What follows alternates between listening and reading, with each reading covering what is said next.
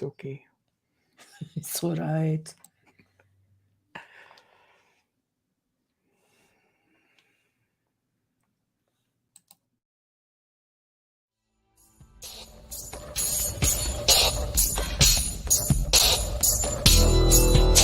Welcome to the Outer Realm with Michelle DeRoche and Amelia Pisano. Airing live on the United Public Radio Network, 105.3 FM in New Orleans.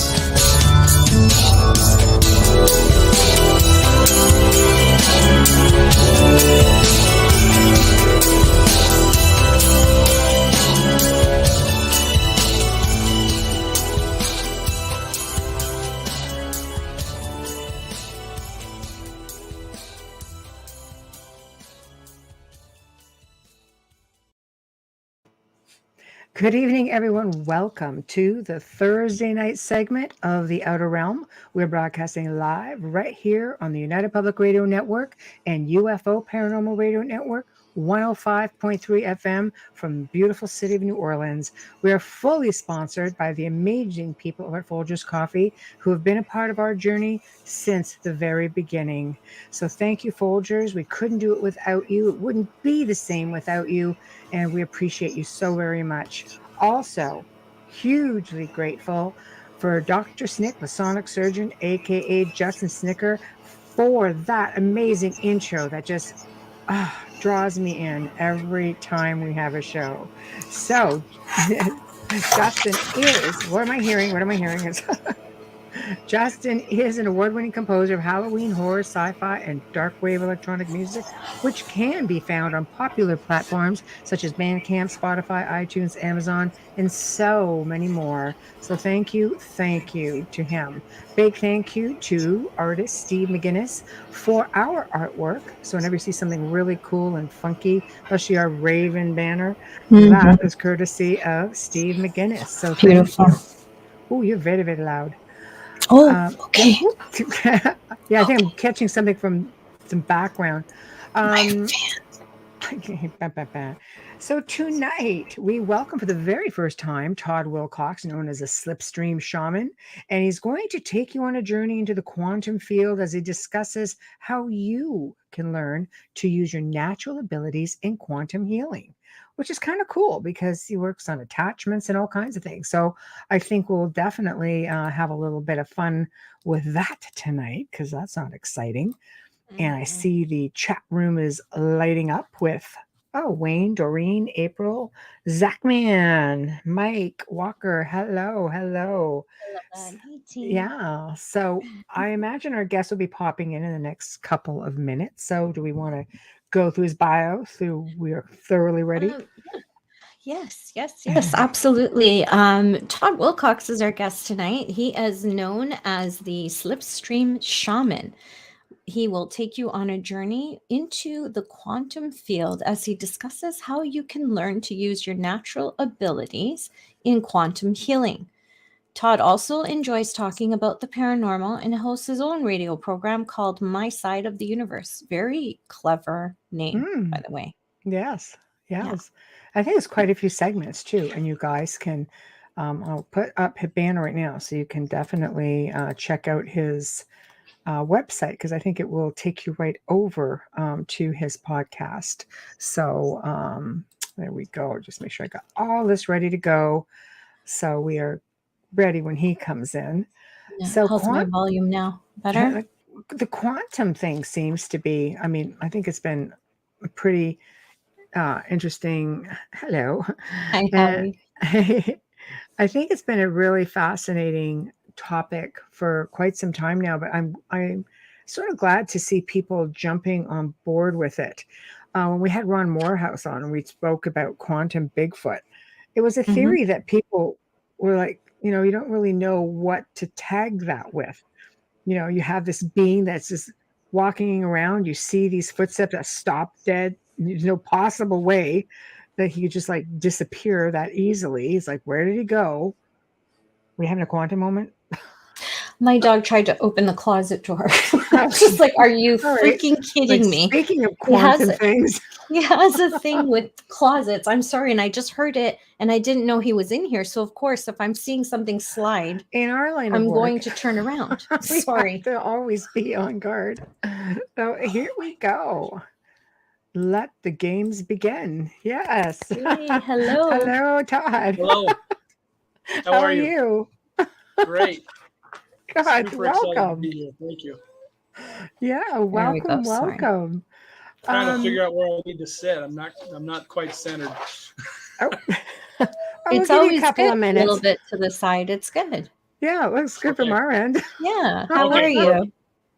I'm doing great. It's really exciting and an honor to be on your show. Thank you for having me. Oh, thank Oh, you. thank you. It's great to have you. Yeah, it's a pleasure. We were just talking about how the whole quantum theory has just really taken off lately. And, I mean, I think we've always had, a degree of people who were really into it. And it just sort of got called like this movement. But now people are sort of like, no, wait a minute, this is a real serious thing. This is a thing. Mhm. And it applies to so many different levels of, it can apply to different levels of your life. Right? So what? And what we do I was just going to say what we do in the paranormal, it's actually one of the things that help us. You know, all these years we said, well, here's a recording, here's a picture, here's this, here's that. We don't really know what it is, but quantum physics is starting to help us explain what's happening with retrocausality and the observer effect and different things. So it really fits to what I have always been interested in. And then to add it to the healing makes it even more exciting.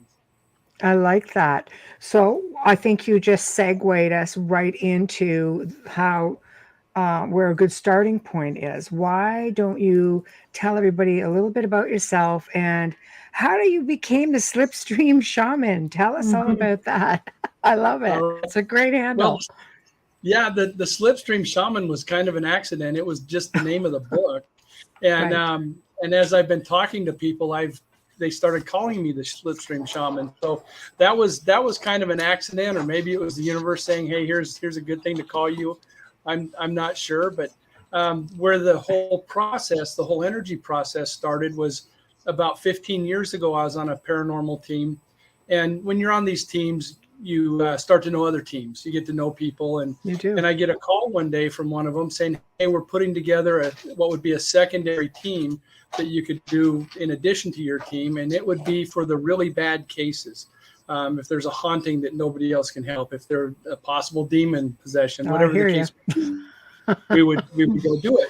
And I said, "That's great, but how do we do this? It's one thing to say we're going to do it. It's another thing to actually know what we're doing." So we started lining up people to train us on different things. And one of the trainers was a shaman, and she was teaching us how to access our energy. And the problem for me was, as she was doing this, she says, "Your energy is going to be this color." And I think she said red. But mine, as I'm doing the process, was light blue. And she said, "It's going to feel warm in your hands and it's going to move this way." And well, mine felt cold, and it looked like kind of like a ball. And so what I was experiencing wasn't what she was describing. And she just kept trying to force that on us.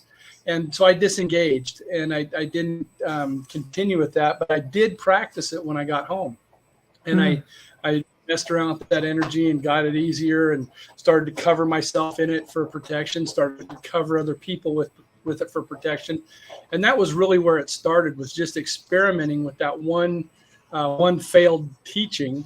And that grew from just finding my energy to finding a quantum room to do the work, to developing a warrior team, a love team, and a 7th-generation team. And to actually be able to help people and do many things. And it all started with somebody trying to force something on me that didn't make sense. So when you're reading the book, I really talk about quite often, if something I'm teaching you doesn't feel right, doesn't ring true, doesn't resonate with you, move it just a little bit until it does. You're not going to hurt my feelings. And the goal of this is for you to learn and get better and to find your energy. how you do it, I'm okay if it's different than what I'm doing. I'm showing you a framework that should work, but if it doesn't quite for you, change it. It's okay. It won't hurt any if you adjust it a little bit. So make it your own, basically. The end result will end up being the same, Absolutely. despite the route that you're taking, essentially. Okay, so tell us a little bit Yeah, I about think so. tell us about the book. What prompted you Okay. to write it? Because it sounds like, from what I've read, that this is pretty much it can be a training companion to taking the same Exactly. steps that you've taken. Okay. Yeah. So, and that's exactly what it is. The first part of the book goes through the processes, the different process, finding your energy, making your quantum room. And the neat part that I've seen with the people doing the quantum rooms is they are nothing like mine, and they're really nothing like each other's. Everybody has this unique room. Mine looks like you're inside a thundercloud. It's dark with mist kind of undulating and that kind of thing. And everybody else seems to have just nicer things. Some are in space, one's on the moon, one is in the car, his favorite car that he had. Other people are in a pond, some are underwater. There's really some wonderful quantum rooms. And really what it is just a place for you to go and really, really have your energy. You're going to be like a superhero in that room. You can do just about anything. You can help people.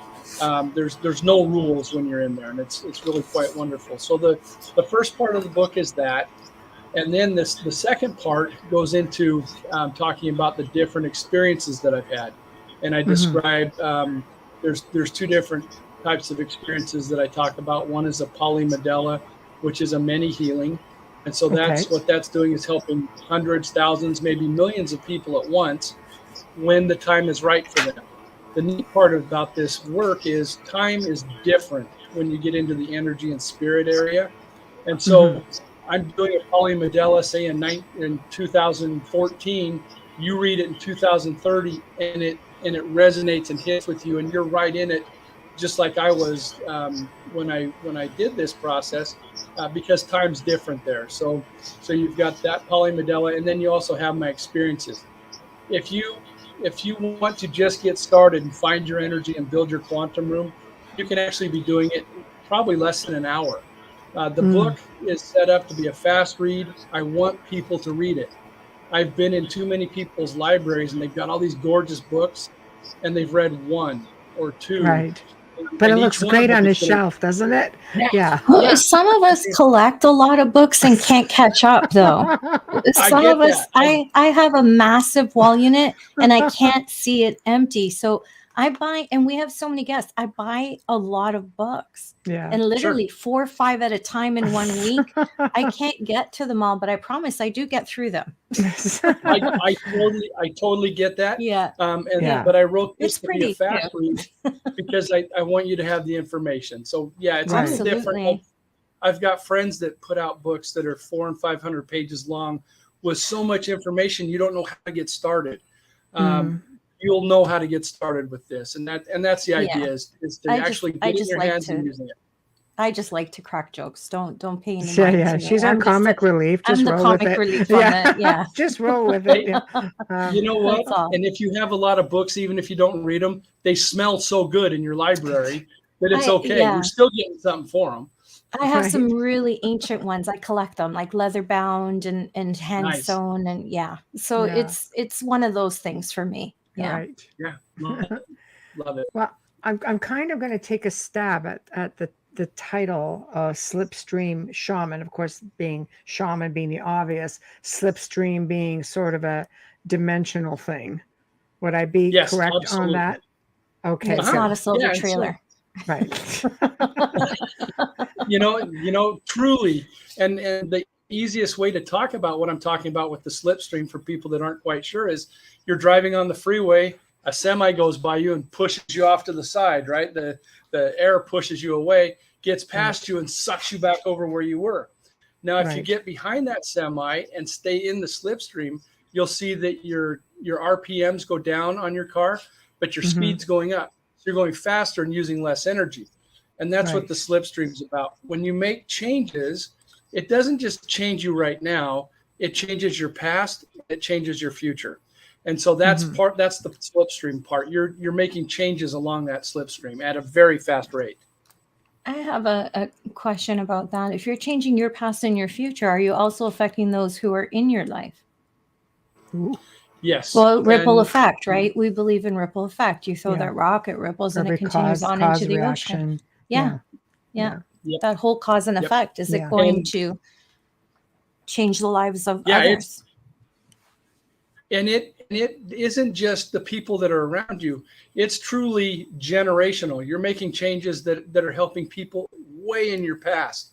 When you make these changes, when the energy changes, it changes everything. So you're changing.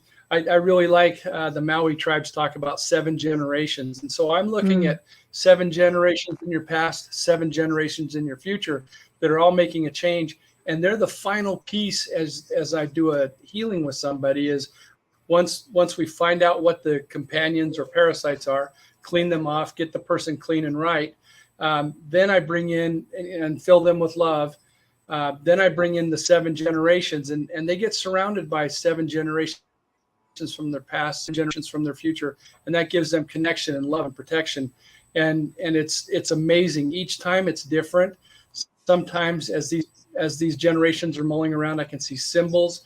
Sometimes I see colors or energy, and I share that with the people as I do the healings with them. No, that's fascinating. So what is the process, if you can walk us through? Let's say Sure. I'm someone who contacts you and maybe I've got an attachment, maybe I've got health issues. I'll let you choose, the cause and how you come in to help. Do you have a spirit team that you work with, people from the ether? Maybe just walk us through, just to give us an idea of what it is you actually do, your process. Thank you. And the process is wonderful. So what'll happen is I'll either have somebody contact me about themselves or about a friend or a relative, and I need to have some kind of permission. I feel like that's appropriate, that either the person I'm working on or a friend, relative, or if it's a pet, that the pet parent tells me it's okay. I want some kind of permission. And what I do is I go into the quantum room, and if it's somebody that I've never met, if it's somebody like from an email, I will ask my guides to really help me get focused, to get rid of my ego, to get out of my head, and just go full spirit and energy to help these people. And what happens is I invite the warrior team. I have a warrior team because it started out as a way to help people that had a possession or a bad ghost. And so I start with the warrior team. I invite who wants to come on the warrior team. And I've got dogs, and they're all dogs from my past that come and help. Wow, There's a really? rat, horses, cats. A giraffe just started. And the giraffe is the only thing that's not a connection to me. It just started showing up. I love giraffes, but it just started showing up, and it's been very effective in the way it helps. The ringleader of this warrior team is a little beagle. Her name was Desi, and she was absolutely ferocious. She, if you were a rat or a snake, you were in deep trouble if you were in my yard.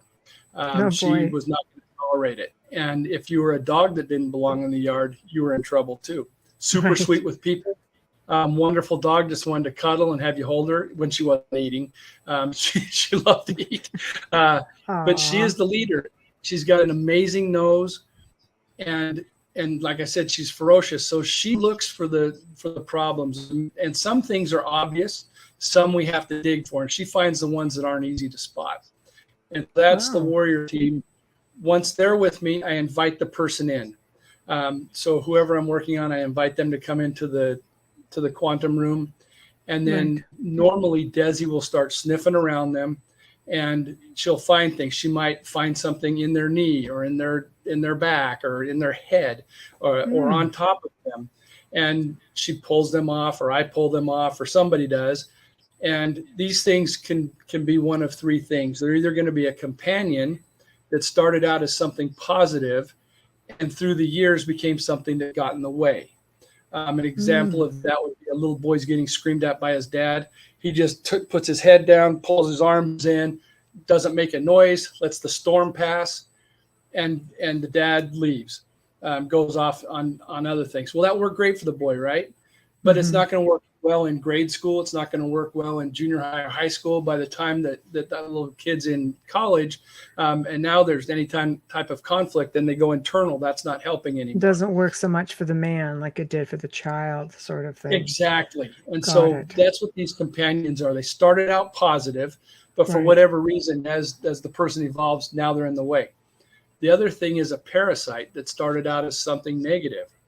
Mhm. And I kind of came to the idea not too long ago that the way I scream and yell when I'm driving, the road rage that I feel might be creating some of these things.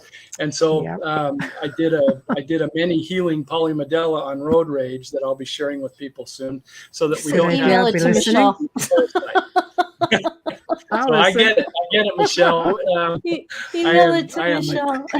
I know. I will get that to you. Thank you. I just laugh and say, "So you paid your taxes today, huh?" Yeah.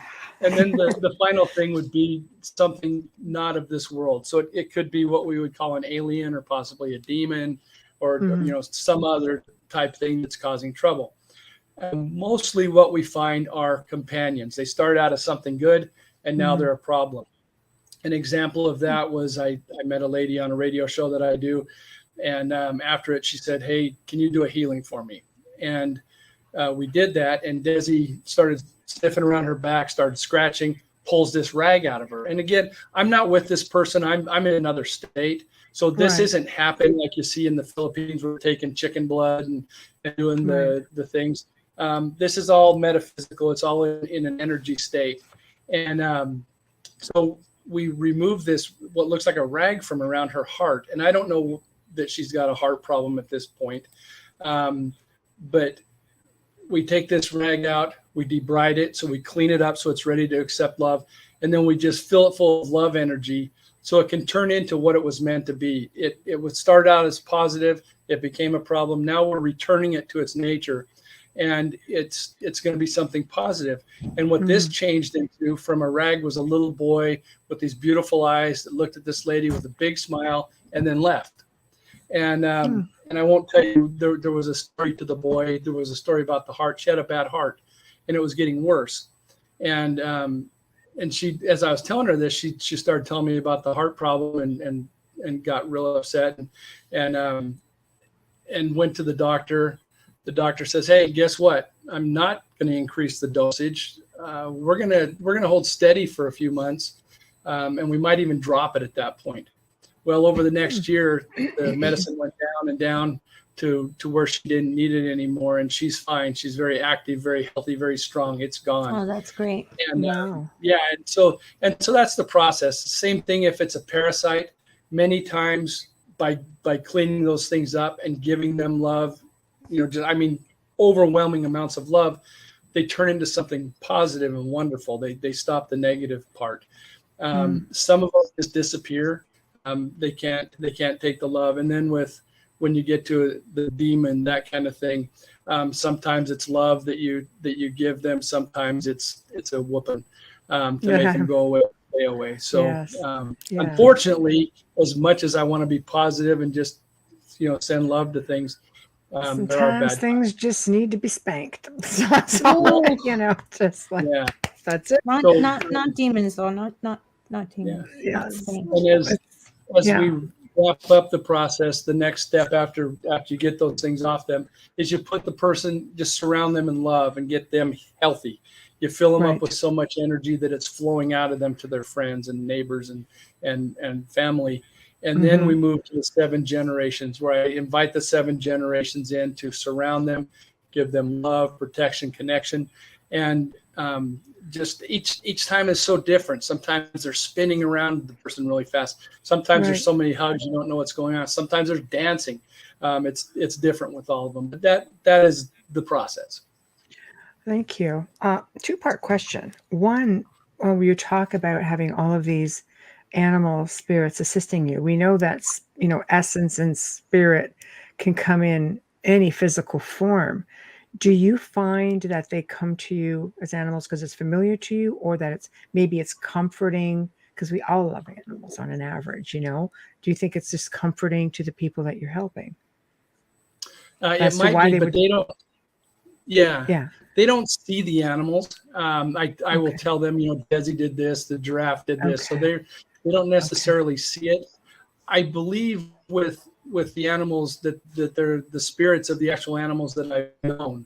I don't know about the giraffe. Maybe I had a past life where I was around giraffes. I don't know where Yeah. that Oh, it could connection just is. be a But the rest spirit of them I know. animal. Yeah, it Could could be just just be a spirit animal. spirit animal. Yeah. Yeah, that's a good point. Yeah. Yeah. Absolutely. Okay. So second part of the question, you were making mention that you were totally in another, you weren't near this woman that you were helping. You were far away, sort of thing. So Mhm. is this like remote viewing? Is this essentially what you're doing? Sure, it's very similar to remote Okay. viewing, and Okay. and just like time doesn't really work the same, distance doesn't as well. So in the energy and spirit realm, people can be in. I just worked with a lady in the UK not too long ago, had great success. I've worked with people in Canada, all over the United States, and in different countries in Europe. And it doesn't matter how far away they are. I would love to be able to work with somebody on a spaceship somewhere on another galaxy and see how that goes, but I haven't had the opportunity yet. But Right. yeah, we don't have to be by each other. It's by distance. It's all in a place of energy and spirit where we interact. Right. Okay. Because I was going to ask you, is it more like that, or is it more like, like almost like a time travel, just slipping through dimensions? There are some definite time travel aspects to it. Some of Okay. the things that I think we're healing on people probably started hundreds, if not thousands of years ago. So we're Mhm. correcting things, and it goes backwards and fixing that as it goes along the timeline. I Mhm. have a really beautiful story about how similar it is to associative, um, not astral projection. I've lost the word you asked me about a second ago. Remote Time viewing. traveling, So dimensional yeah, travel. the remote viewing. Oh, So one of the okay. types of remote viewing is associative, and I was contacted by a lady that is involved in organ donation, and she said, "Can you help a young man that we gave organs to? He's in trouble." And Oh, so I did the process with him, and really nothing had to be cleared off. He just got lots of love, and that energized his body, got everything working, got his energy lined up, aligned with the organs that he got. And I'm not going to tell you his name or what organs, no, of but as course. I was doing that, another little boy walks into the quantum room, and he's very gray and sickly and weak. And so I start doing the same thing for him. I've helped the one that's had the transplant, and I start giving this other boy lots of energy until he's completely filled up with energy, and it starts shooting out, the love energy shooting out from him in all directions. And what I believe was going on was he was healing his family. He was the donor, and Oh. so he was sending this love to his family because they were distraught over losing him. Mhm. And as he's doing that, I felt like he was looked healthy again. He looked strong, and I felt like I needed to know his name. I was looking for validation too, and I asked, "What's your name?" And I won't say the letter he Sure, said, sure. but he said, Yeah. "I'll just say C. My name's C." And so I'm thinking Cedric, Charlie. I'm going through all these C names trying to figure out what it is, Mhm. and he just kept saying C, C, and later that day, I talked to the person that contacted me and wanted me to help the first one. And I said, "Hey, here's what happened with another one that came in." Described him, and I said, I asked his name, and he kept saying C, C, C, C, and she started laughing and said, "Well, he's Cece." Uh, was two different letters, but I But was that's his name. misinterpreting what he was telling me. He was telling me exactly his name, but I was Right. misinterpreting it. So, and it was different Right. letters. I haven't divulged anything here. So, No, but yeah, no, so, that's and okay. that's very similar to associative remote viewing. Right. Absolutely. Do you feel in a way that maybe the first boy with the transplant was just taking or trying to adjust to Cece's, yeah, Cece's energy? You think is combining the two energies? It's okay. I'm just trying to get an Yeah. understanding of the that connection as well. So that's fascinating.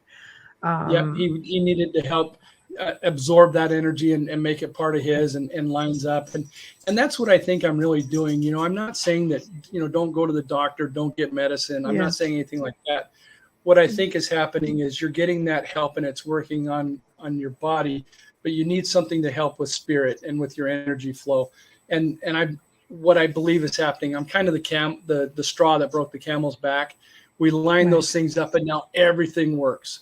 The medicine, the things they're doing, everything works now. And so I'm a part of it. I'm not saying I just walk in and heal somebody. Right. I'm a part of the equation. You're just basically getting everything to flow. Exactly. Yep. So it works right. Okay. That's interesting. Go ahead, Amelia. Did you have that? No, I saw the just finger went. go up. I went somewhere when he was speaking. That's why. I think sometimes, how you said that the people need the energy healing as well as medicinal. I also am a firm believer that you were put in their path for a reason. Yes. So Yes. yeah, that's where I went with it when you said that. But And I believe that it's maybe it is medicine, maybe it is you, but I believe everybody's put in our path for a reason. What is medicine exactly? An apple a day, as they say, right? Yeah. Keeps the doctor away. And Medicine can come in many forms. And I really believe when there are people out there that need me that they find me, whether it's on a show like yours or from a friend. You're going to have people on your show tonight listening that maybe it's their first time and they got on it for a reason and maybe they needed help. And just so that they know, if they go to my website, I see you putting on the bottom here, slipstreamshaman.com, there's a link for my email. If you feel like you need a healing, if what I'm saying is resonating and you think you need a healing, send me an email. Don't tell me too much about what's going on because my head will get in the way and it won't be as good. But send me an email. I'm about 2 weeks behind right now. And I could get worse. There's times where I've been 2 months behind. I can only do so many in a day. I run out of energy. But it's draining. There's no cost. I don't charge for this in any way. I don't ask for a donation. I don't charge you. This is something that I give back. I've been given this wonderful gift and I need to share it. So I never charge for healing. I love that. I'm hoping Good for you. to build things with the book and maybe trainings, and there'll be 2 more books as well. So that's how we'll finance all this, is with the books. But yeah, the healings that I do, there is no charge. It's the same. I've worked in the field for a couple of decades. I've never charged. Amelia and I don't charge. It's just I do believe you're something is bestowed upon you, and you have to pay it forward. Yes. Yeah, and I'm afraid if I start asking for money, I'm going to lose my ability to help. No, you're not the first that I've heard say that. Actually, People have said that, and I don't know. I'm not against it. I know some people need to charge for things because that's the only way they can survive. I'm just very fortunate that I can do it, and I'm grateful for it. And I don't in any way want to sound like I think it's wrong for somebody to charge.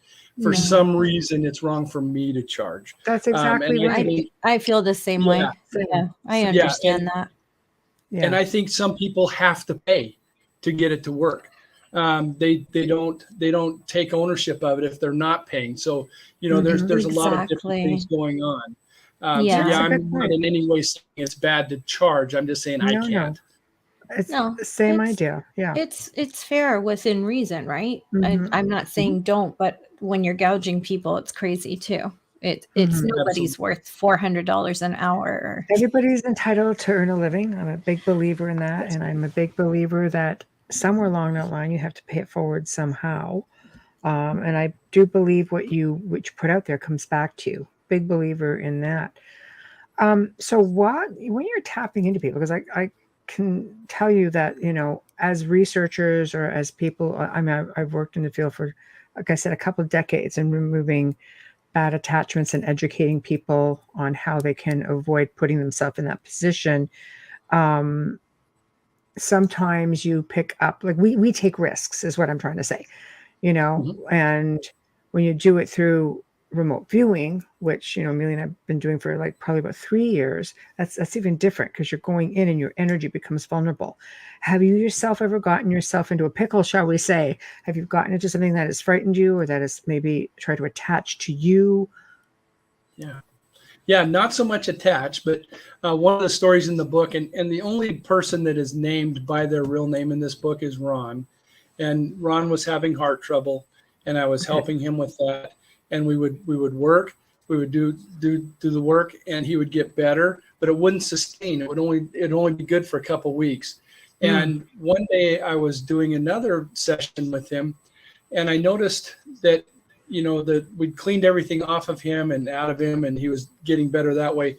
But then this time I noticed that there was this tube attached to his back, what looked like a tube, and it was going straight into where his heart would be. And I removed the tube, and I'm looking at it, and I'm looking at where it's going, and it's going into the mist of my quantum room. And I thought, where is this going? And when I had that thought, the mist clears up, and there's this alien. I call it an alien, and I'll tell you why in a minute, but it's this thing. It's about 8 feet tall, big triangle shaped head. And when we see each other, it was almost like on ET, where she sees ET and they both scream. It scared us both. We weren't expecting that, but this thing sent out this energy that physically knocked me out.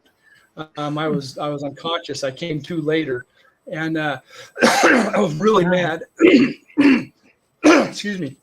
And I wanted to get this thing, right? So I go back in, same thing happens. He knocks me out again. And so I wait a couple of days. I'm building up strength. I'm going to go get him again. He gets me a third time. Talking to a friend, and she says, hey, Marine, how about instead of going in guns blazing that's not working, you use that love team and send love to this thing? So, okay, that's a good idea. What I'm doing is not working. So let's try that. Why not? And, yeah. Process of elimination, I say. Exactly. I go back in. I've got the love team with me. We're building up just tons of love, building it. It's ready to discharge at this thing. I open the window where it's at. We blast it. We just blast it with love. And it's not enjoying it, but it seems to be changing it. And we do this for, a length of time, and then the clouds close over and we no longer have contact. It left Ron alone for about 6 months, and then it came back. And by this time, I thought, okay, so it helped, the love helped, but it didn't finish it. This is bigger than me. I should have asked my guides to start with. So I asked my upper level guides to help me with this, and they had me sit down, and the three highest level guides that I have were standing around me, and they were talking to me and talking to each other. And as all this conversation was going on, I could feel my body changing. I was getting bigger, stronger, muscles, crazy muscles like the Hulk everywhere. And I'm sitting down and I'm just feeling so overwhelmingly strong.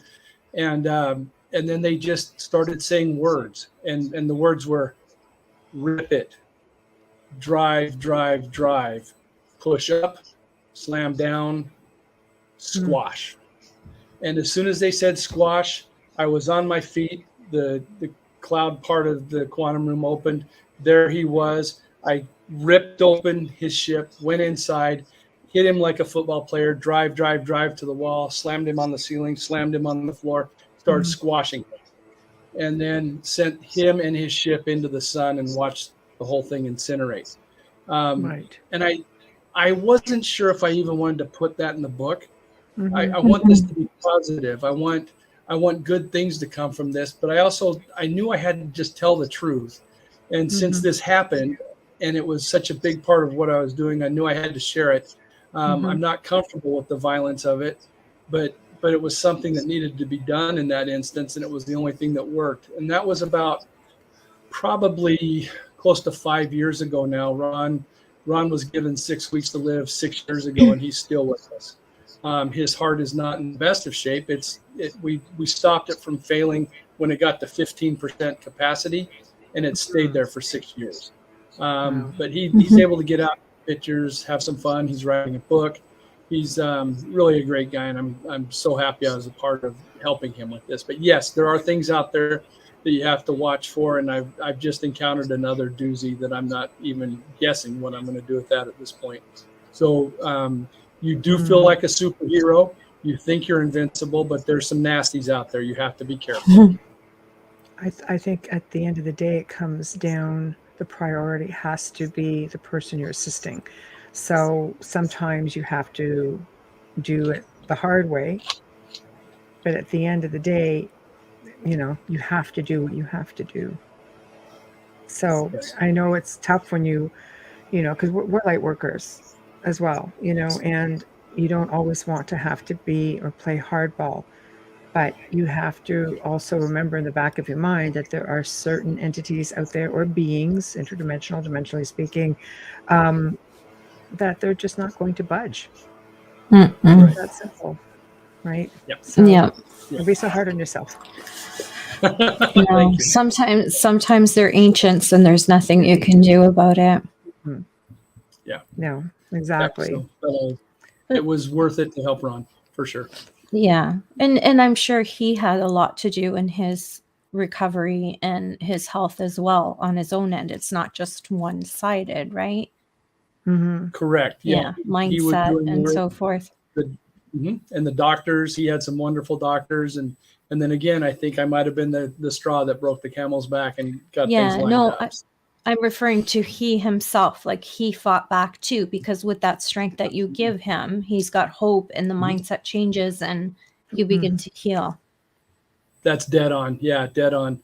And one other thing I would like to tell you about is after that first day when the thing knocked me out twice, I told Ron about it probably a week later, before the third time I went after it.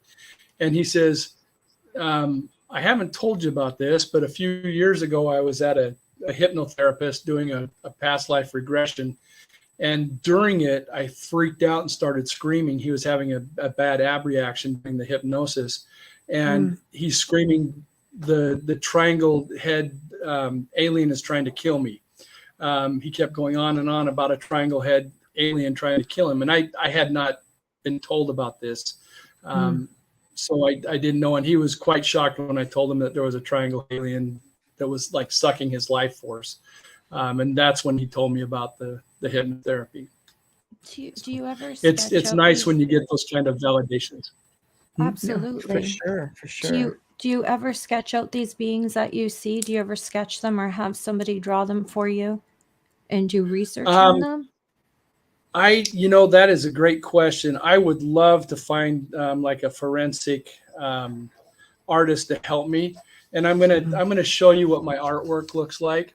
So, it's like mine. You know what I have? You can get a program that you can input things. That's like mine. Yeah. Okay. That's my drawing. If you send you a picture, I'm like, ooh. If you see some of the stuff that I've drawn for missing people cases and cold cases, you would die. I thank heaven every single time that they understand what I'm trying to put out. So they actually gave me a program so that I input it, but I'm sure you could probably find that online somewhere, and that was given to me by law enforcement, but because I can't draw to save my life.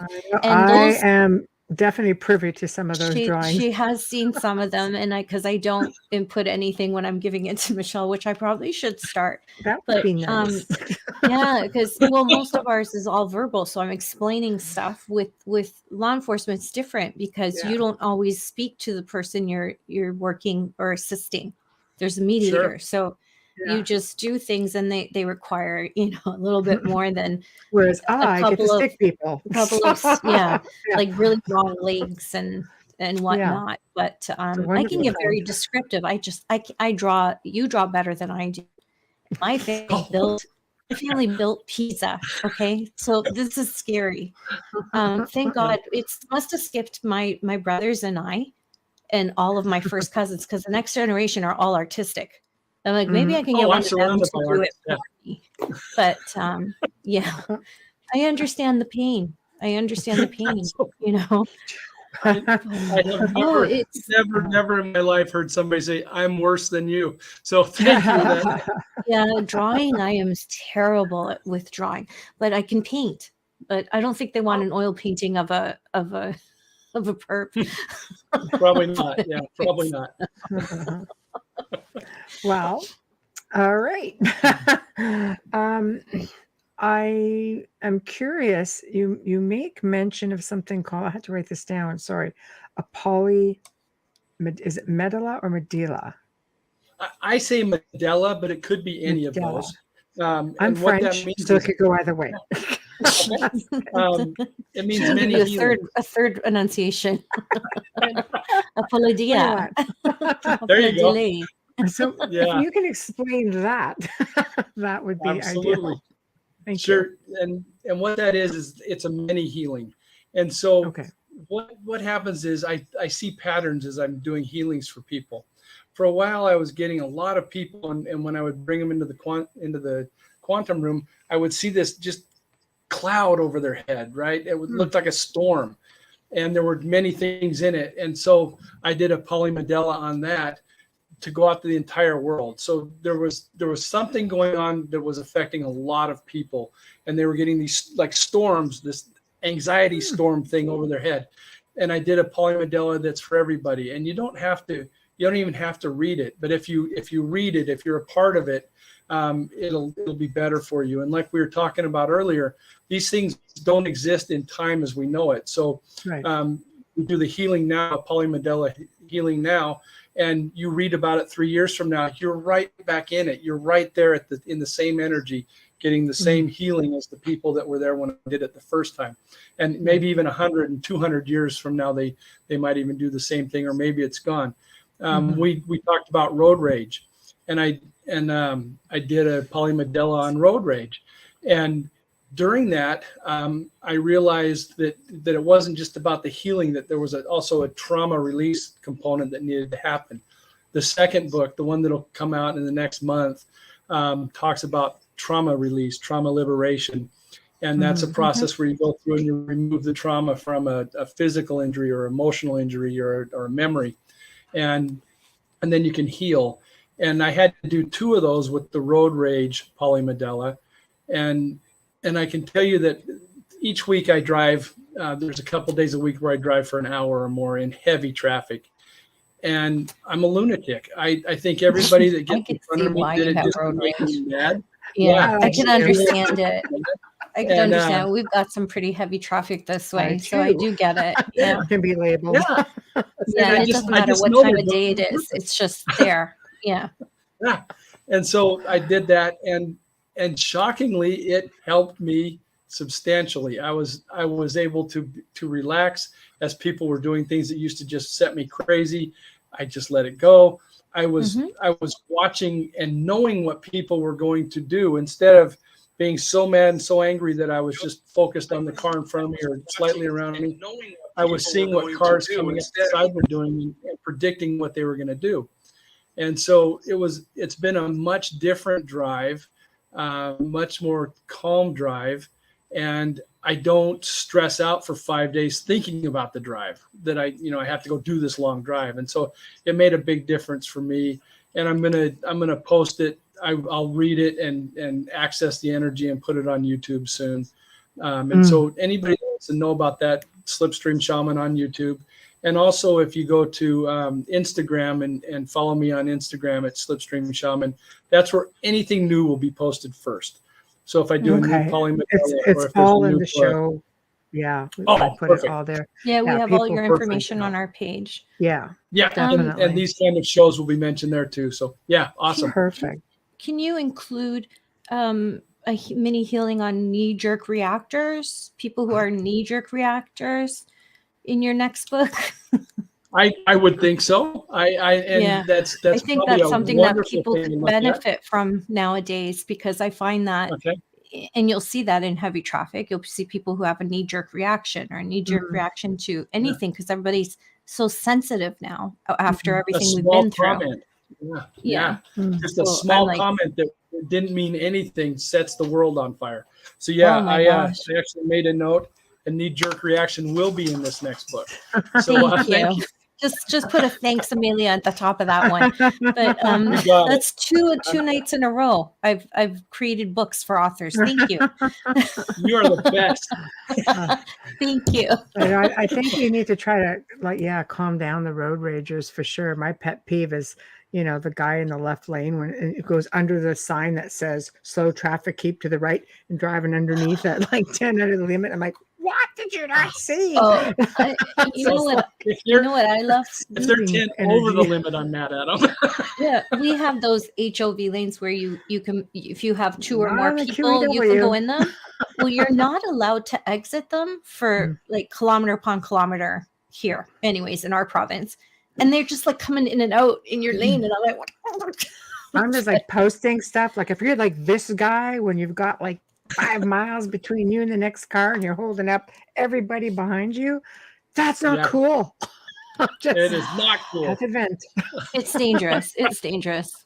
Yeah, It's dangerous. very It's dangerous. just as dangerous to drive too slow as it is to drive too fast. There's a this is reason what for Wayne's it. comment is, but exactly that.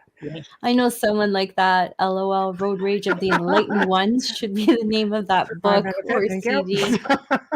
Whatever, Wayne. You're welcome, Todd. There's 2. Whatever. That's fantastic. I love Stick it. around, Todd. We'll have the whole book filled by the end of the Oh show. my gosh, you'll Oh, walk yeah. out of here with 6 volumes. Don't worry. I'm okay So- with that. Yeah. In the title of your book, it basically talks about quantum healing for individuals, communities. What I find interesting is the planet and beyond. Yes. So, what do you include with respect to like healing the planet? That's Yeah. actually So a really that big can- one. It is, and that can be everything from our thoughts. I hate you because you talk different than I do. I hate Or you you drive because really, you live really the slow in area. the fast lane. You drive really slow in the fast lane. Yeah, they're even worse. Right? Thank you. Yeah, I hate you because you're talking on your cell phone while you're Yeah. driving.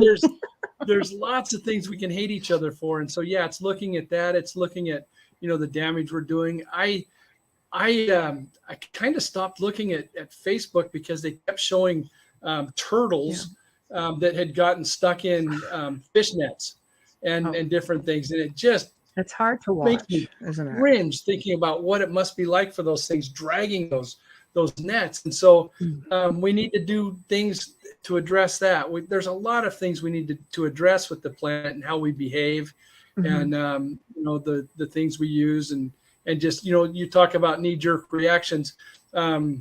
Carbon's bad. Let's use batteries. Oh, wait a minute.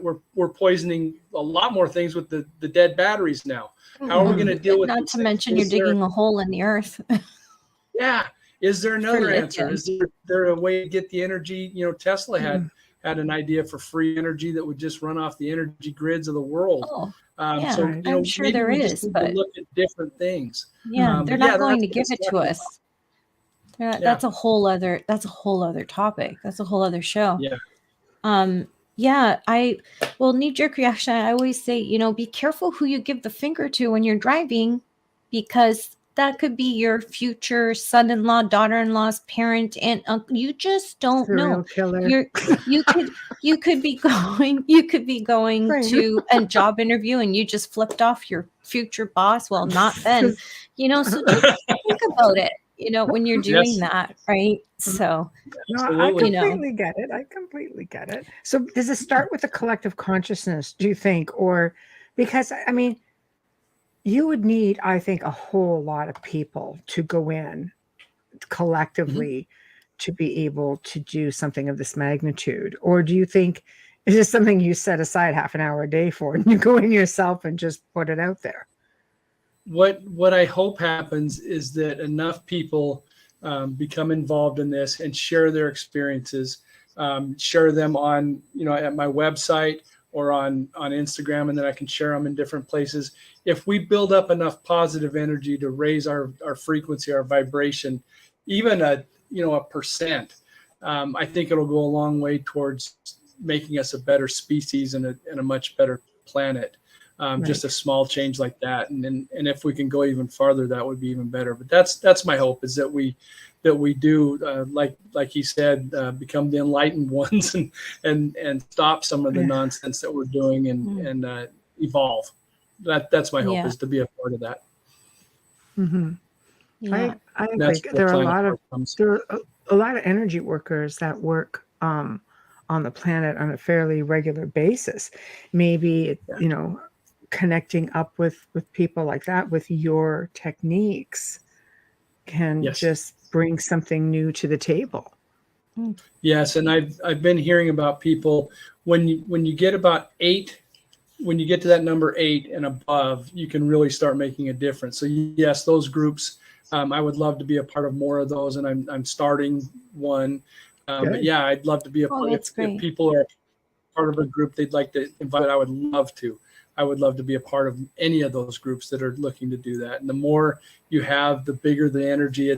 It becomes much more than 1 + 1 = 2. When you get up around 8, it's 10 + 10 = 40.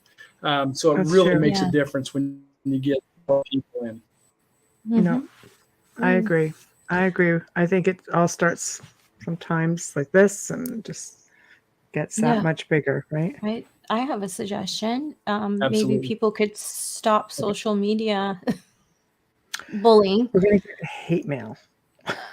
Yeah, no, it's Just okay. the It's bullying, okay. Send the it hate mail, to me personally. No, what I'm saying is you can start by maybe just scrolling past something you don't agree with and leaving it alone. That changes the energy in your own day, because when you get upset and you respond to something that really has no significance in your life one way or another, it's a waste of energy, and then that energy becomes yours and you become angry all day and you affect everyone. So with mini healings, with mindset, with your book, and even just dropping, scroll right by. That's a I good think start. I love it. I'm looking at a recipe, not just yeah. It's like when they talk about responding to something like that is like drinking poison and expecting the other person to be hurt by it. Yeah, I love that one. You're hurting yourself when you take part in that. Yeah, and that's why they need your book for these mini healings as well. To change that mindset and that negativity. They need guidance, because sometimes it's hard to find it within yourself because life gets tough, right?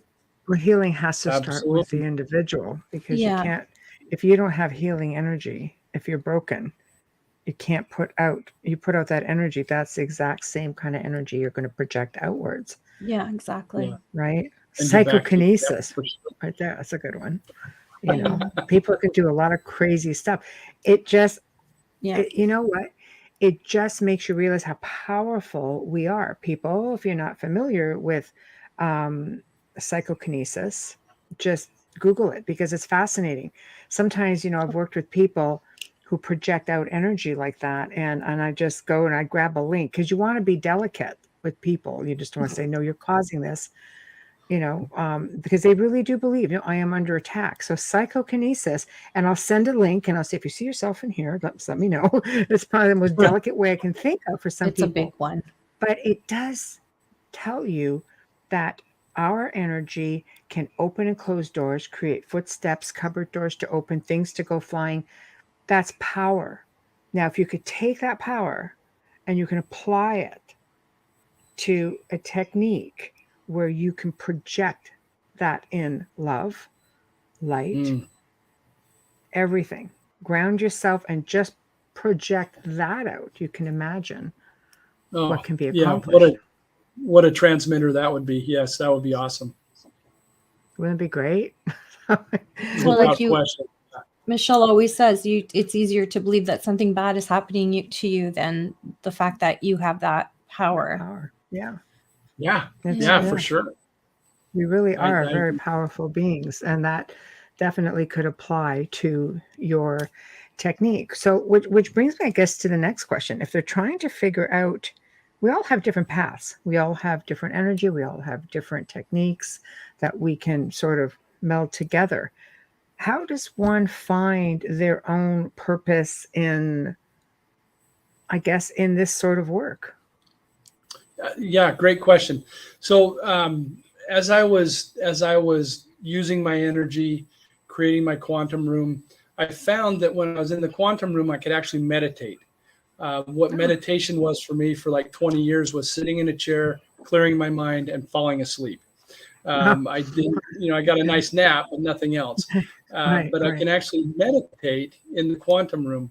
And that was how I found my purpose. I was meditating in there, and I was asking, what is my purpose? And I, for years, thought if I just knew my purpose, everything would be okay, because I could get focused, and it would be this clear path, and everything would be great at the end. But when I realized that my purpose was two words: to help. Something so simple, but I quickly learned that simple doesn't mean easy. So my purpose was to help. Now, how am I going to do it? What am I going to do? And yes, when you're meditating in your quantum room, you can search for your purpose and actually find it. And that's if you get nothing else out of the book, so many people are searching for their purpose. And so if you can find that, that would be, that would be a huge thing. If that was the only thing you got out of the book was your purpose, you'd be 5 years ahead of many people. Because I would bet 80% are looking for their purpose. I think that's a huge one, because most people have a complete sense. I think people who would be capable of really connecting with doing this sort of work, many of them already feel that they don't belong in this time or this place. Yeah. So it's really hard to connect with anything here. But in doing or having that dilemma, shall we say, I think it would make it easier for them to be able to step out of this place and do this sort of work. Yeah, and you hit the nail on the head. In the paranormal groups and just the people that tend to attract to me and that I attract to, we don't feel like we belong. I make jokes all the time about my alien DNA and kindred we think spirits over here. We're from a different place, a different time, and we don't quite fit in. So Right. there's a definite commonality with that, and you really nailed it with that one. Yeah, thank you. I think it's something that does make a lot of sense. And a lot of people who feel that way end up, for the most part, because some people remain lost, unfortunately. And maybe that's something else that you can consider, exploring, is how to bring those people back. Because some people, like, we talk about wandering souls in the spirit realm, but there really are a lot of wandering souls right here that are living and breathing, that never find their purpose. They never find their tribe, their people, what they're supposed to do. Like, why am I here? Why did I come back in this specific time? But this is the time where the planet needs healing. People need healing. It's just the right time to be doing all of this. Yeah, exactly. and we're looking for each other, so that's fantastic. You're dead on with it. Yep. Yeah, I think Wayne. Yeah, I'm with you, sister. I'm not Yeah, fitting in all right. here in this plane of Yeah, existence. thank you. I'm I like definitely Wayne. there. Yeah, Yeah, we all do. we also have comic relief in the chat room. So, Yes. yeah, it's a thing. Yeah. Our chat room's always just a lot of fun. And apparently, the porn sites on YouTube think we are very exceptional enough to be spamming. So we're trying to eliminate that as it comes up. You're popular when we're getting spammed. Wow. You're popular when we're getting porn spam. Yes, absolutely. Yeah, we're out there. We're obviously on the right channels because it's a big audience if you're getting spammed. Yeah. Great. Yeah. I love that. So how your technique is, you're working with energy. There's a lot of people that work with energy, like let's go with Reiki for one. How does your techniques differ from, let's say, people who, spend all of this time? And because your book is like, no, you're saying essentially, you read my book, you should be able to move on and skip the line and start working right away if you want to work. But then we have, people who do all this training, and it's just like, how does your work differ from, let's say, somebody like that? So I would say with Reiki, they're they're looking at specific things to work on. A good friend of mine, Brandon Wainwright, is a Reiki master, and we work together. We sometimes work on the same person. And Oh, what interesting. he does when we're doing that is he just loads me with energy, because it can be very exhausting what I'm doing. So he's sending me energy to help the person. Now, And remotely, or does he have to be remotely. with you? No, Okay, I'm in Oregon. He's in Oh. Florida. We're helping Okay. somebody in Montana. Oh, Yeah, God, brilliant. yeah, Okay. Yeah, so that's very it's all interesting. remote. But the way his energy works is it goes through and it cleans things up and lines it up. Just energy working with energy. Where what I'm doing, there's an interaction. There's an interaction with the animals that I have. There's interaction with love. There's and I don't know enough about Reiki to really give that a Yeah, it good was just an answer. example. Yeah, or the other ones, all I know is that I don't think we have to spend a lot of time. When I was learning neuro-linguistic programming, one of the instructors challenged us. He said, all the processes that we're doing started out bigger, and then we found faster ways to do each of these. And so, and then I love Lean Six Sigma, where you eliminate defects and eliminate steps.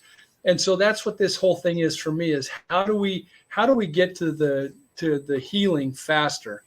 And so these processes, I'd like to say, are designed, but it's more of they evolved into these things that work very rapidly. And again, that's where the slipstream comes in, because it's in the quantum field. It's happening fast, and it makes rapid changes. So many of the other modalities have been around for centuries, and it was a slower time, right? We weren't under the pressure, the stress, the move, go that we are now. And so you could lay in a pile of dirt for 3 days and have a breakthrough. I don't know people that have the time or the patience or the ability to lay down in dirt for 3 days to make a change, or to do the things that some of them do, the amount of time. And so, yeah, truly, I guess the speed at which you can make a change would be the biggest difference with what I do compared to others. And I think they're all wonderful. They all have their great aspects. And I would never say anything negative of them. But yeah, this is what works for me. And I believe anybody can do it. I like that. Amelia, I saw your finger up earlier. No, I was scratching.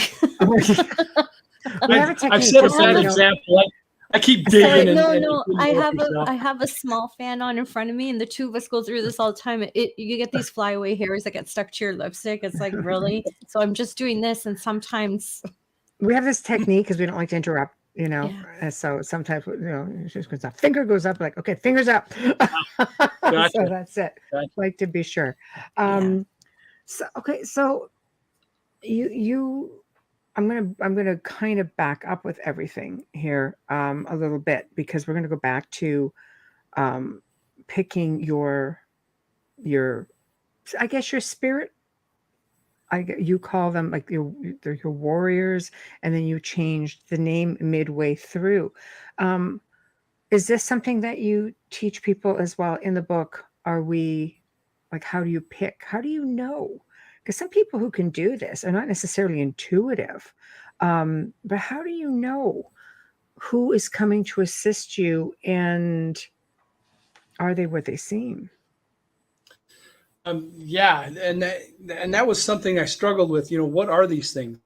Are they parts of me? Parts of me that I couldn't take credit for. Is that what this was? Are they the spirit of these animals? Are they something completely different? And I did struggle with that, but the more I did it, the more I really felt in tune with the spirit of these things. So all the dogs, I really feel like they're the spirits of my dogs that I've had. And the same with the cats, and the horses are the spirits of the horses that my dad had. And why the horses would want to come help me, I don't know, because I didn't spend a lot of time with them, but they they showed up. And so it's all, I just asked, I said, who can help me with the warrior team? Who can help me with the love team? And so they came to me. I didn't recruit. And the same thing with my highest level guides. They came to me. With my animal spirit guides, they came to me. I didn't go looking, but I couldn't be happier with who came. Mm-hmm. Excellent. I think it's important that you say that they came to you, they sought you out, so because sometimes we want something so badly we don't see what it really is in front of us. I think people make that mistake a lot with mimics and things like that in the paranormal. Mm-hmm. Yes. Well, not everything Yeah, is what it seems. No, Yeah. no, it's You not. try so hard and you want it so bad that you'll believe anything. Well, especially when you've lost a loved one, you're trying so hard to bring them forward, you don't realize that something else is mimicking this person. Mm. Well, they like to get you when you're down, that's for sure.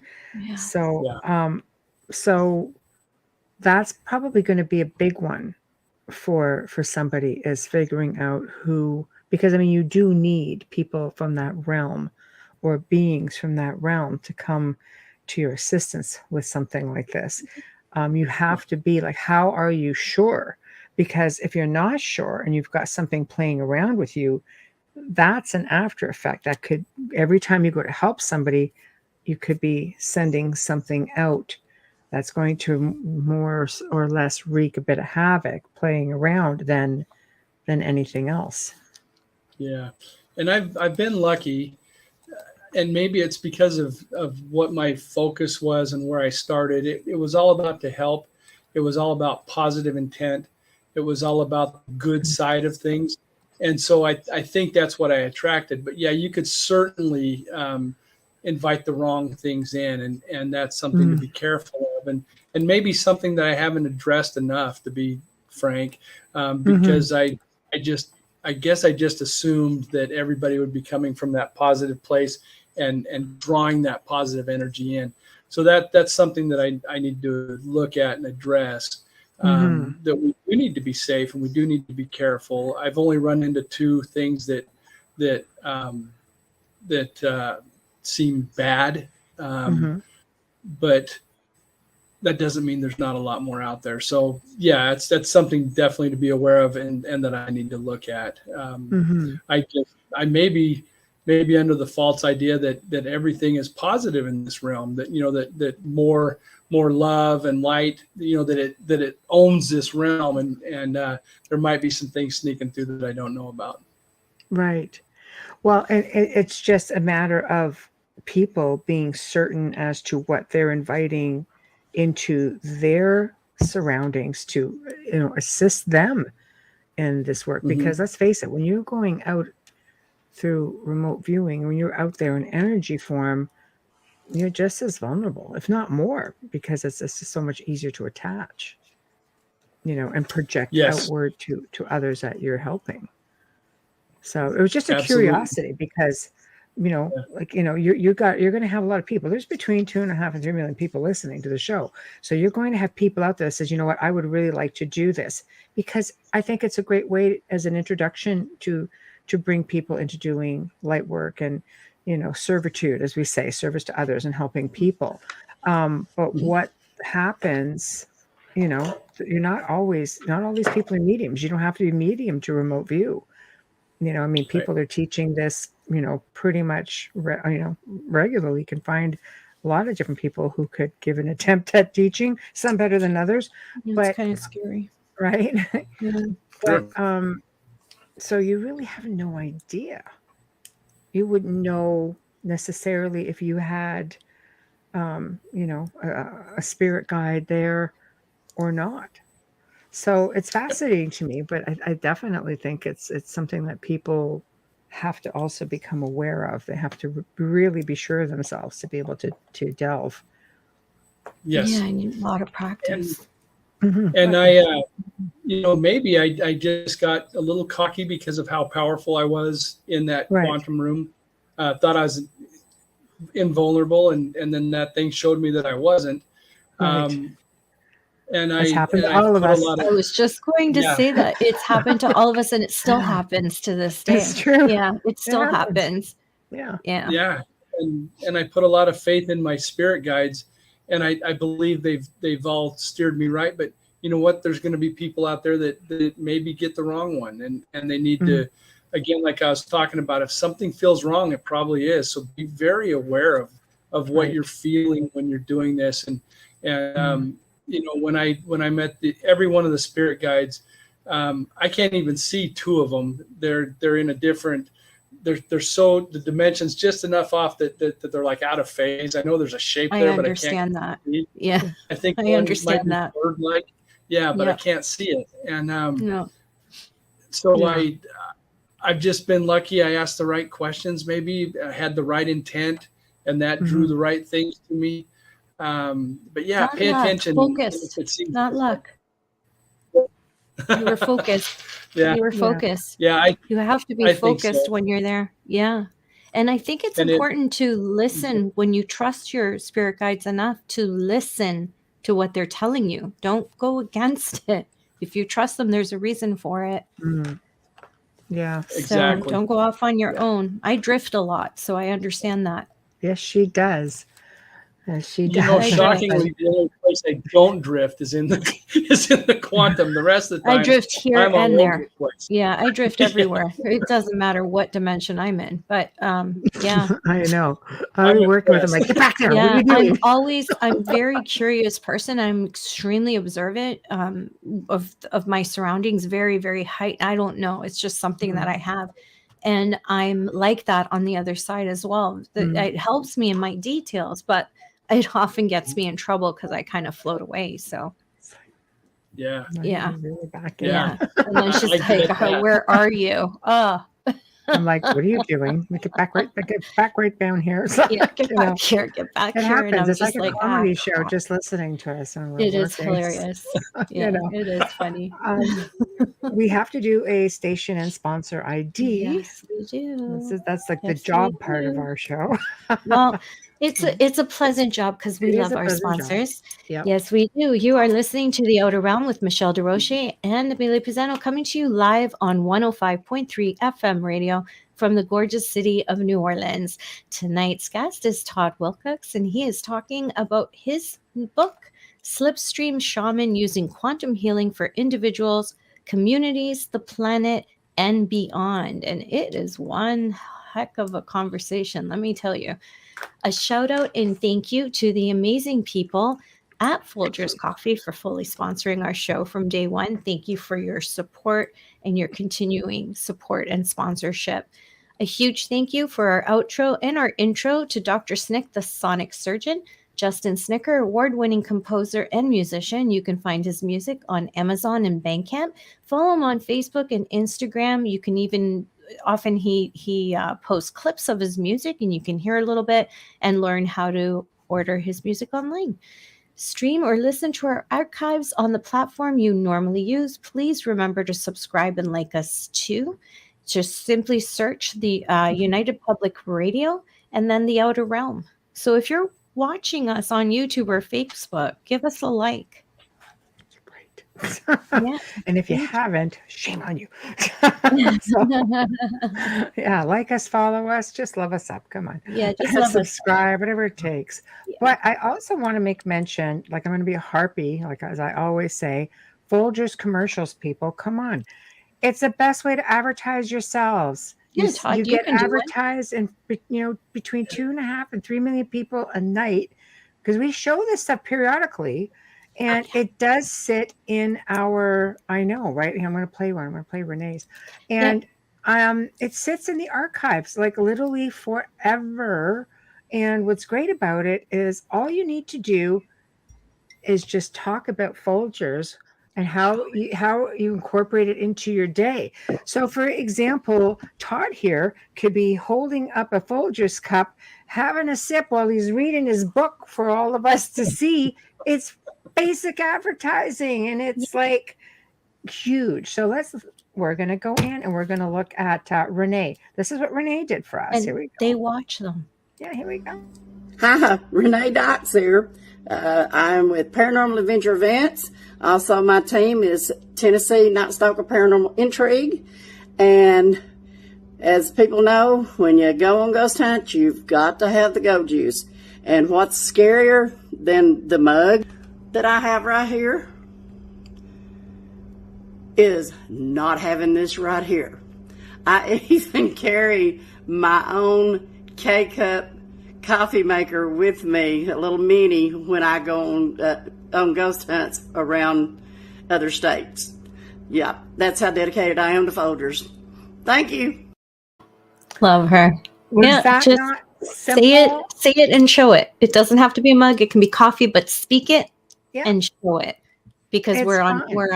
we have a listenership and we have a viewership. So We've we got need one from the south yeah. of France, out in the Languedoc area, that we're going to load up and throw in there. So no matter where you are in the world, man, you want some nice, good advertising, just mention our sponsor. It's free. Only And they connect. watch the show, guys. So if you're really good, you never know. Look at that. Brené's been on so many times. Yes, she has. We love her though. So, anyway, getting back down to the good stuff here. So you say it, you're writing, I mean, you could write more books on this. You must have other theories. I'll ask you a little bit because you're in the paranormal.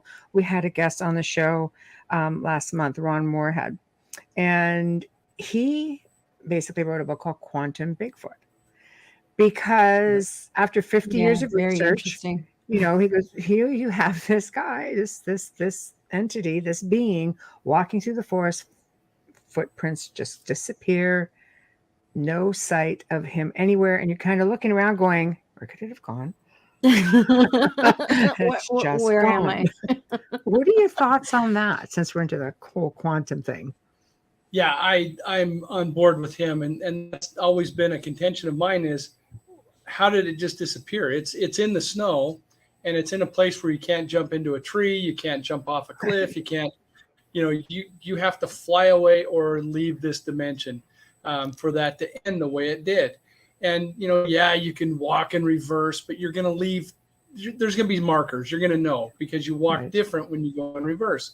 So I think he's dead on. And I was telling you that I have my highest level guides, and then I have my spirit animal guides right below them. And one is a bull elk. The other one is Bigfoot. But interesting. Bigfoot is my spirit guide. And when I got that spirit animal, I was in the West Desert of Utah, and I was looking down this mountain range, and I honestly felt like I could walk 20 plus miles, as far as you could see, in seconds. And it felt like it would be because I was skipping through dimension to get that far. And I just knew if I wanted to leave the group I was with, I could be 20 miles away in seconds because of that interdimensional. I've also talked to so many people that have seen Bigfoot on UFOs. And I think UFOs have a trans-dimensional aspect to them too, many of them. So between just how they disappear, how I felt when I got my spirit guide, and then talking to so many people that have seen them on UFOs, I do believe that they're dimensional beings and they leave. And I think that's why we also don't find bodies. Yeah, it's definitely an interesting aspect. It's a good perception, and it makes a lot of sense when you think about it that way. There's a lot of people who have had that theory, but I think it's something that people are just not comfortable coming out and just saying it, Sure. But I mean, listening, to Ron's segment, I don't know. I think it made a believer out of me with that theory for sure. I have definitely read a lot as well about Bigfoot being on ships and being in underground bases and things like that. There's also when Mount St. Helens, we found out, erupted, there were 3 Bigfoot that were taken up by helicopter. Military helicopters. Yeah, figure that one out. Yeah. So it makes you wonder. Here you go, Chris. And Chris, yes, UAP. We're all old school here. I still say UFO. You must be unidentified young, Chris. You aerial must be young. phenomenon. Yeah, Yeah. I know. Takes me a Well, while. I always go UAP/UFO just for us I, old s- schoolers. I will always say UFO, and Ron I Moorhead has know. done 50 years of research, so we'll respect him and let him use the word UFO. Absolutely. Yeah, And Yeah. curious, get your I commercial. I always do that. Yeah, always do Yeah. that. The UFO. I can't get past it. Well, have Oh, you ever had UFO, UAP, extraterrestrial experiences? I have. I had a weird. The first one was I had a strange dream, and I was working in a boom town in Elko, Nevada, and I had this very very vivid strange dream of talking with an alien, and it was telling me all these things. It was a very high level of physics that it was telling me, and I understood everything. And I wish I would have written it down as soon as I woke up. Mm. I didn't, and I lost it all. But I talked to that thing for a while, and it was telling me to. It was the first one that told me to quit trying to get on the ships, to quit trying to get on the That's nice. ships. Yeah, well, there's more. So, yeah. Oh, it's please. I telling love me, it. yeah, it's telling me you're not going to survive the forces. It's going to rip your body apart. And I'm not Oh, making okay. this next part up. After that thing told me that, I talk to people. You probably haven't noticed, but I talk a lot. And so I'm just talking to somebody in a casino, and they introduce me to their mom, who tells me, "Don't go on the ships. You're not going to survive the forces." And this was like 2 weeks after I had this really vivid dream. So I don't Right. know what was going on with that. And for years I made fun of. I was going to let them abduct me, and then I was going to commandeer the ship and go wherever I wanted in space, right? And I just kept making this joke. Right. I made it on my Right. radio show. I made it to people, and people were telling me, "Stop doing that, Todd. It's bad. You shouldn't be saying this." Mm. I had Dr. David Jacobs on my show, and I made that comment, and he just froze. He says, "Todd, that's not going to happen," And he's interviewed thousands of people, and put them under hypnosis to find out what happened to them on the ships. And I turned his blood cold saying I was going to do that as a joke. Well, I did this for years. And then one night I'm staying. I love those little motels on the side of the road. They're shaped like an L, and most Yeah. of them had a swimming pool at one time. Yeah. I Yeah. love staying at those, and I was at one, and I remember looking out the little tiny window and behind the building, and there was just like broken trucks and a refrigerator and other stuff out in Wow. this field, just garbage. And I go to bed. I'm watching TV. Go to sleep. In the middle of the night, I wake up, and that wall is gone. It's not just clear; it's gone. There's no wall there.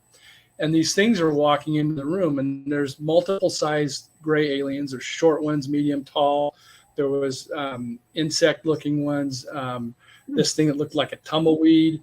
There was a lot of different things going on in there, and they made me get out of bed. They surrounded me, and they made it clear that no, you cannot take over one of our ships. Quit making fun of it. You're apparently what I was saying was causing some kind of harm, and that I needed to stop it immediately.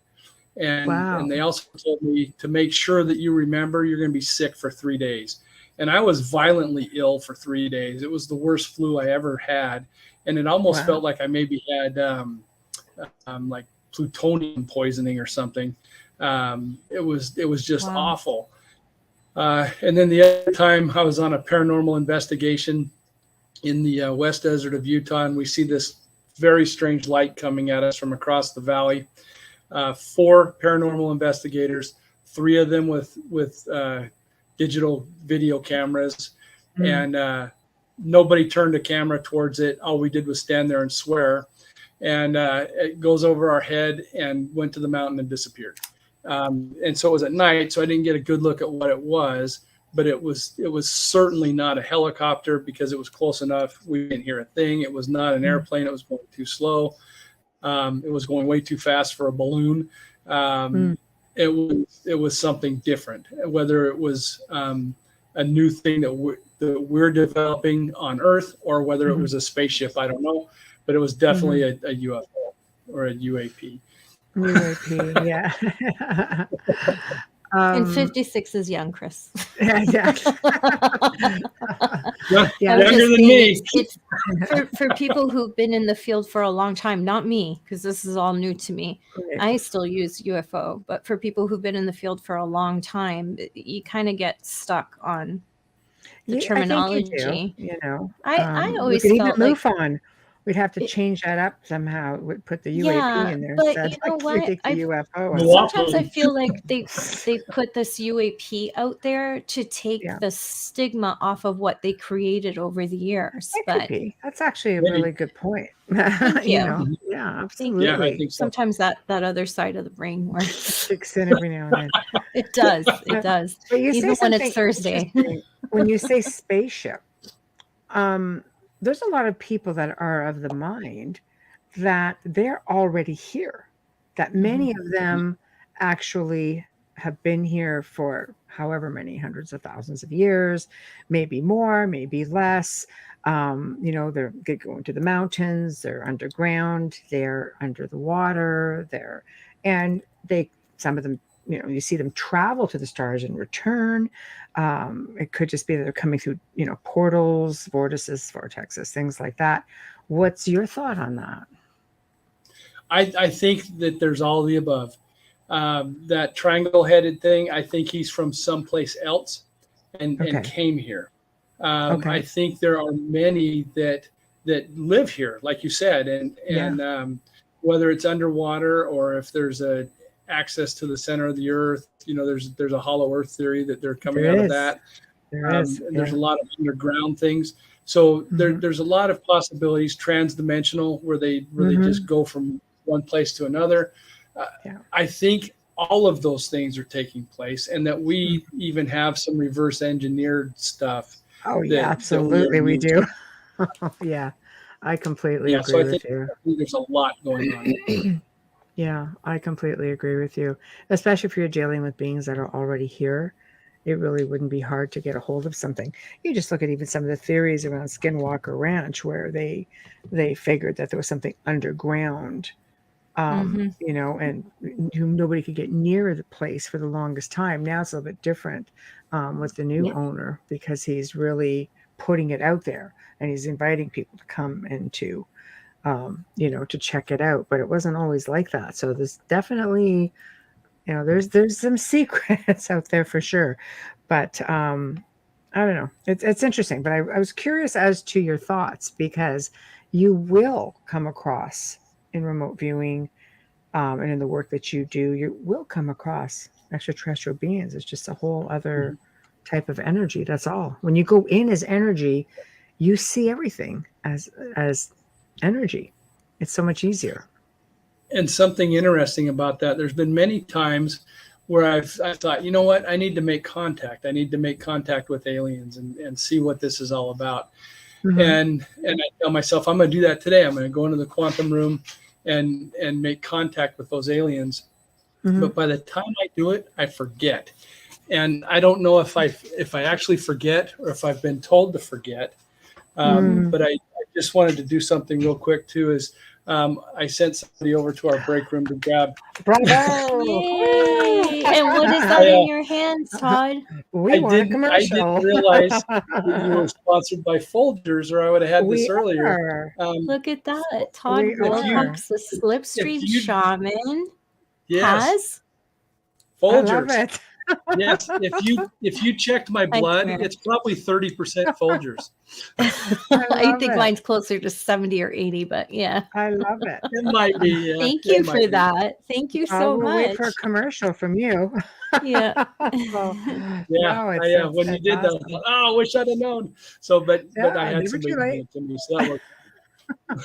No, I think that's great. A lot of people don't realize the Folgers family originates from the UK, and they came over to Oh. Massachusetts, and they have a small mention in the book Moby Dick. They were a whaling family. Yeah, we were schooled.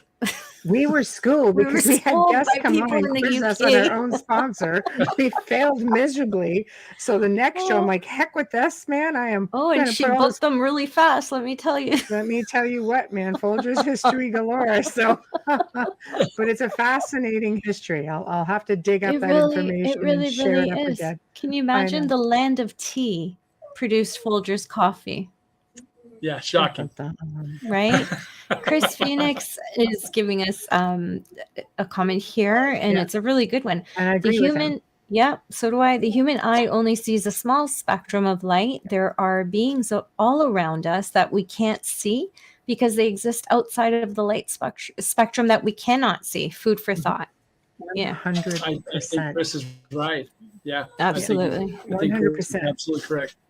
But again, see, when you go in when you're remote viewing, when you tap in and you step outside of that, it's all energy. You don't see it in the physical sense too, which is why I say sometimes it's one of the best ways to do light work and clearing work, because you're not bound by anything physical prohibiting you.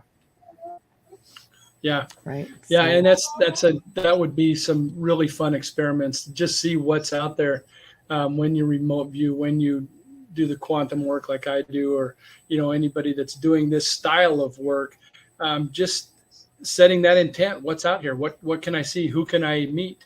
What's there, and who's ready to meet me? And some of them I don't think want us to meet them just yet. Shadow people, I think, are in that thing. I go along I'd with. like your thoughts on that, actually. Yeah. I'd like Whenever to that comes know. up, we always ask. Yeah, have you encountered them going in? Yes. Yeah. And what are your thoughts on them? And the ones that I've encountered are the ones I call them the watching men. There's a lady that calls them Hat Man. And then a lot of times it's called shadow people or shadow man. But I call them watching man because they just watch. They just seem to be really interested in what you're doing. And I went to work on a house that had some trouble. I did the quantum work on it, and there was 3 of them in the basement, and they were very curious about what I was doing. And they just watched. They seemed happy with what I did with the house, and then when I left, they just kind of got out of my way so I could go. I thought that I first encountered them in my mid-30s. I was working overnight in a hardware store, stocking the plumbing aisle, and the hair went up on the back of my neck and on my arms, and I looked behind me, and there was one of those things watching me. And that was the first time I'd seen it or heard of it. And then I saw him several times. And what they are, for people who don't know what I'm talking about, these things are about a little over 6 feet tall, very kind of heavily built, look like they're wearing a hat or maybe a helmet. You know they have a face, but you can't see it.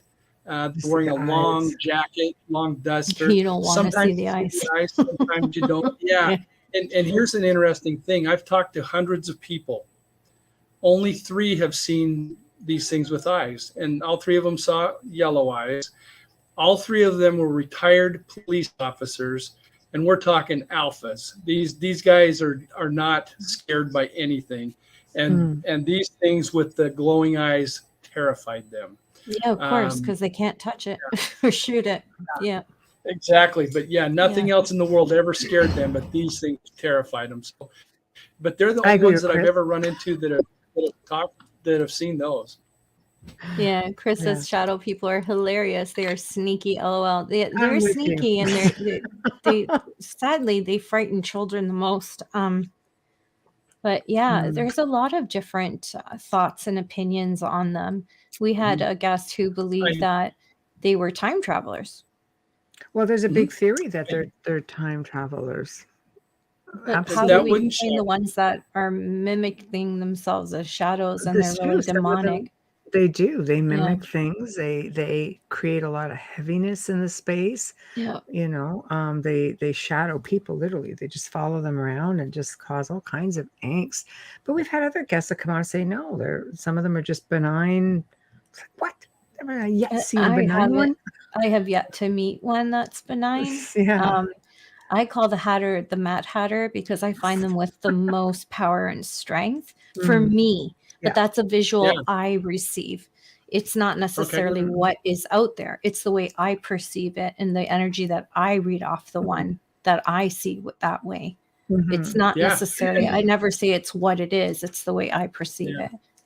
Mhm. And I've never, Yeah. I've never, when I've encountered them, I've never been concerned. I was actually excited to see them again because it was something different. I was doing a timeline Really? thing I'm on never my, excited to see one. Yeah. I'm always weird. annoyed. Yeah, Yeah, see, we're I'm just always good. Like I annoyed. said, when people are running out of the building, I'm running in. So I'm always Right. doing the opposite of everybody else. Like, But gain weight, get um, out of my way. Yeah. yeah, Right. did a Right. timeline regression on myself and went to the basement that we had when I was a little boy, and I'd go down there all the time. And I had this horse with the springs on the front and the springs on the back, I and had you one of walk it. those. I Yeah, did. I and love it. I loved riding that thing, and it was Yeah. downstairs. And when Mm. I did this timeline regression, I was down there riding the horse, and I look up, and there's 12 of those things down in that basement room watching me. Mhm. And as a little boy, 12. I didn't even care. Yeah, there was 12 of them, and I didn't even care. I was just enjoying the horse. Thought those things kind of cool. Kept doing my thing, and Mm. they've watched me throughout my life. And I wonder, one of the things that I talked to a man one time, and he said he was in his room in his bed, and he wakes up, and there's one of those at the foot of the bed looking at him. And as it was looking at him, I can't remember what it said. It just said one word to him, and then it started to walk towards his face, like walk through him, walk through his feet and his legs and his body, Mhm. up to his head, and through him all the way behind him, and he was standing against the wall. And this guy's perspective changed from looking up at this thing and where it Mhm. was to looking out through its eyes, and he could see Mhm. himself down on the bed, and it tells him, "I am you." And so Mm. he's thinking that this thing was him in the future coming to check on him, or possibly like his governing soul, his Sure. overriding spirit that was Mhm. coming to check on him and what he was doing. But Mm. I get chills kind of thinking about one of those things walking through me. Right. But Yeah. honestly, Yeah. I have not run into any trouble with them. It's Mhm. I've always just felt like they were curious. Now, Mhm. different people have different experiences, and yeah, certainly wouldn't take away anything that they've had. So, No. but It's you've seen them, Amelia. Hmm? yeah, You've Amelia's seen them. seen them. You've encountered Oh, them. yeah. Too often. Okay. I Yeah. just I've find they Yeah. torment children a lot. Yeah. I've seen them in real time. And people have sent me videos of them, Yeah. photographs. I'm just like, it's Oh, interesting. I mean, And- Chris here makes a good point. I'll put it up. Yeah. And then I'll give my 2 cents worth. Sure, Chris says they are shadow people. They have no power at all. If you give them power, they take it. They are shadows. And with that being said, the same applies to physical beings as well. That sure. power, you Yeah. you empower somebody. I find working with people over the last couple of decades, you have to change the mindset of the individual.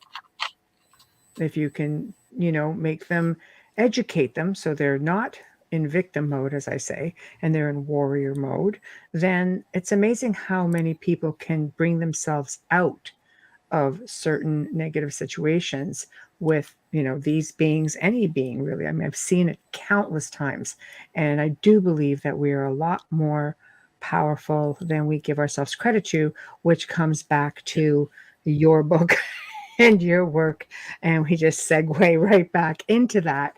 And I think it's great that you're giving people the opportunity to explore Yes. themselves, as well as the ability, providing, a platform for them to try and do something with these abilities that, most of us have, if not all of us. Yeah, and it's not something that everybody thinks about doing. Mhm. It wouldn't occur to many people to do this, but once Mhm. they hear about it and hear that they can be started in as little, as a half hour to an hour, start doing it. It Mhm. really changes their perspective. It changes that Mhm. energy, like you're talking about, and they give themselves the energy to do it and the Mhm. permission to go out and do it, and they really find something fun. Mhm. And it's almost like doing lucid dreaming while you're awake. Yes. because you do have that same type of power that you do in a lucid dream, but you're much more conscious than you are when you're dreaming. Right. I agree. I love it. We're heading up to the top of the hour. This is the part of the show where you promote yourself, what you have coming up, anything that you want the world to know. Now is the time.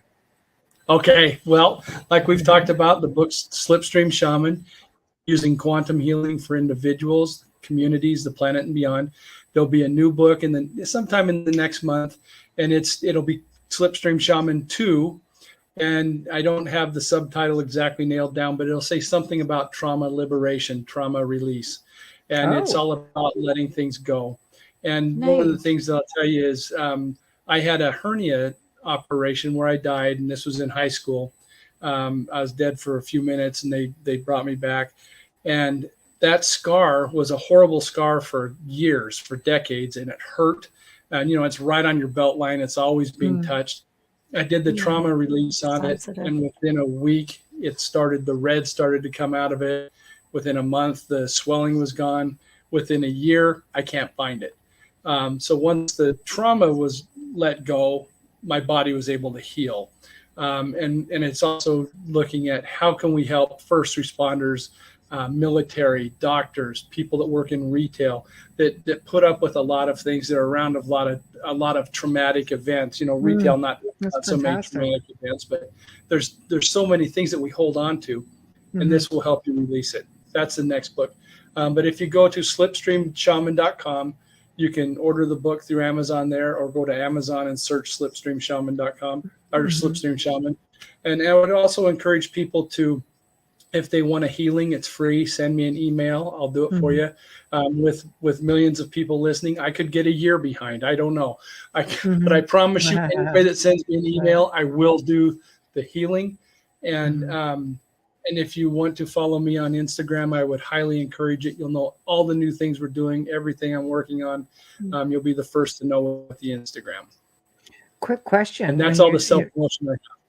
I love it. It's all in the show description. Quick question on healing and trauma. Will you cover at all past life traumas? Generational stuff that comes in, imprinting from lineages or past lives or our ancestral stuff. Yeah, primarily it's about handling things right now. But there's also going to be a section exactly about that. Why does this thing bother me? Why is this ache here? Right. So yeah, absolutely. Well, we're booking into like February or March. If you think your book is going to come out in and around there, you might want to reach out, and because otherwise I'll be just gone before we know it. So we book a few months ahead. Yeah, so, if you wait for February, you'll be looking don't at wait till September, February. October. March. Book now. So definitely. I would love to be back on. This was a Great, blast. and we would love to have you. And don't forget, thanks Amelia at the top of that knee-jerk reactor healing. Comic relief. Yeah, I made a note. Yes. You've been a pleasure. Thank you so much. And I spelled your name correctly. Yes, thank you. It's easy. It's really easy. It's very almost racist last name, but love it. And with that being said, we all know Bubbles is a comic reliever. That's don't put thanks name. Bubbles. You could just go Bubbles, and everybody will know what it is. Doesn't have to go Amelia. But thank you for joining us. It was such a pleasure. It was very informative. I love it when someone comes on and we can be students as well, and we can learn along the way. And that's what I feel that this segment was about. So thank you very much. And I will email you some dates. How about that? That would be wonderful. I appreciate that. Thank you so much. Oh, you're welcome. Thank you so much. Have a good weekend. Good night. Thank you. Bye-bye. Well, that was really informative. That was really, really nice. I love it when we can bring somebody on and teaches us a thing or two. And again, it's just always good to know and learn. You don't have to all necessarily agree, but I really dig other people's perspectives. A lot of people put a lot of time into research, and it's always interesting to see the result of that. But we have come to the end of another fantastic segment here in the Outer Realm. Thank you to everybody who tuned in. Thank you to everybody in the chat room. I know it's hard for us to get to everybody because we have 8 chat rooms that all come. It's like a super highway that comes down to like one lane. That's what it's like for us. We just see one constant stream of all the comments. So we do try to put them up, but we have to keep up with the guest as well. But unlike the Q&As where we could just kind of stay on top of everybody. But thank you guys for being in the chat room. Thank you to all of our audio listeners. I think sometimes people forget we're actually an audio FM station. So the majority of our listeners are indeed that, listeners. So, Chris, we always post it. And thank you very much for the lovely compliment. Thank you. Just go to the Outer Realm on Facebook. It's always, the link's always there. If you subscribe to the page that you're on, you'll see when we post it, the live link is right there, and it can notify you as well. Yeah. So anybody else might be wondering. Wednesday and Thursdays. Yeah, Wednesdays and Thursdays, 9 to 11 p.m. Eastern. So, guys, I'm going to, again, come on, Folgers commercials, get them in. You see how much fun it is? This is great. Everybody gets right into it. But, email them. I'm going to give you the email right now, the Outer Realm Contact at gmail.com, the Outer Realm Contact at gmail.com, or you can go to our Facebook page and just click the email button, send it, and we will do our best to get it on here. But keep in mind, it has to be short. If it's too long, sometimes we just have a hard time loading them to the soundboard. So just keep that in mind, please. Next week, another fantastic week. Wednesday night, for the very first time, we welcome Vicki Joy Anderson, and she's going to be discussing her research on sleep paralysis. Now, there are so many different theories about sleep paralysis. There's the paranormal theory, there's the UFO theory, the scientific theory, the dream theory. I'm anxious to see what she's going to have to say about all this.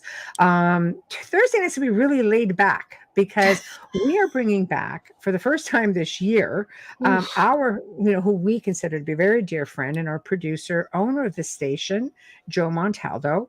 We're going to be having a really chillax sort of. Oh, yeah, we won't be speaking. Yeah, but he's going to have to relax because what I thought we would do is do a type of Q&A with him. And of course, his area of expertise, and he really is really versed in this stuff. We're going to be doing and taking your questions about UFOs, alien abductions, yada, yada, yada. Anything UAPs, Chris. UFO, UAP, and ET based. Joe will be the guy to answer those questions. So please tune in for that. So thank you guys all again for tuning in. We will see you next week. Have a fantastic weekend. And we appreciate you all. Thank you and good night.